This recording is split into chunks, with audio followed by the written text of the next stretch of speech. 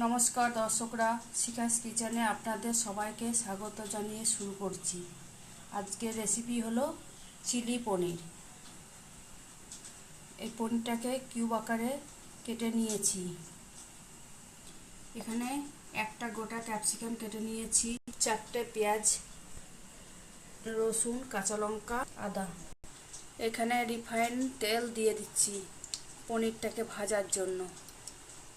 এখানে আন্দাজ মতন ময়দা নিয়েছি, তার সঙ্গে যোগ করব নুন, একটু হলুদ, গোলমরিচ গুঁড়ো আর কর্নফ্লাওয়ার।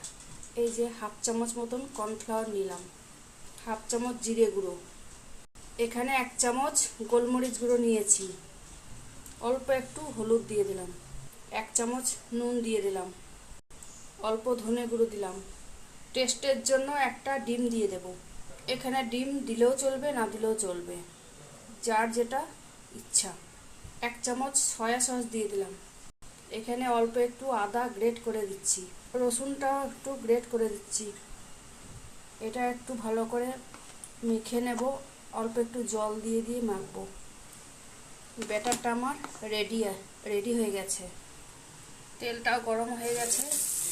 এবার পনিরগুলো আস্তে আস্তে দিয়ে দেব।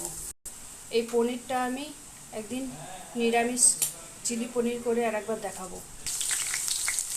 এইভাবে সব পনিরগুলো আমি ভেজে তুলে নেব। এখানে আমি একটা সস রেডি করছি। টমেটো সস দিয়েছি, এরপরে আমি সয়া সস দিয়ে দিলাম, 1 ঢাকনা মতন ভিনেগার দিয়ে দিলাম।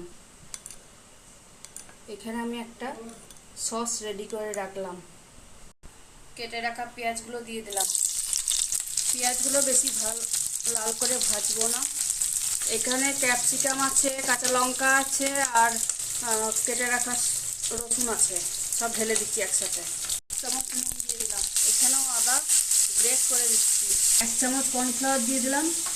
এরপরে জল দিয়ে গুলে নেব। অল্প একটু হলুদ দিলাম। ভেজে রাখা পনিরগুলো দিয়ে দিলাম। সসটা দিয়ে দিচ্ছি। কর্নফ্লাওয়ারটা দিয়ে দিলাম। অল্প কাশ্মীর গোলমরিচ গুঁড়ো দিলাম। পনিরের জন্য অল্প চিনি দিয়ে দিলাম। দেখুন, চিলি পনির আমার রেডি। এইভাবে একবার চিলি পনির বানিয়ে দেখবেন, খুব টেস্টি লাগবে। আর অনেক রকমের চিলি হয়, সয়াবিন, চিকেন, কাঁঠাল, এসব কিছু হয়। ভালো লাগলে লাইক, শেয়ার, সাবস্ক্রাইব করে দেবেন।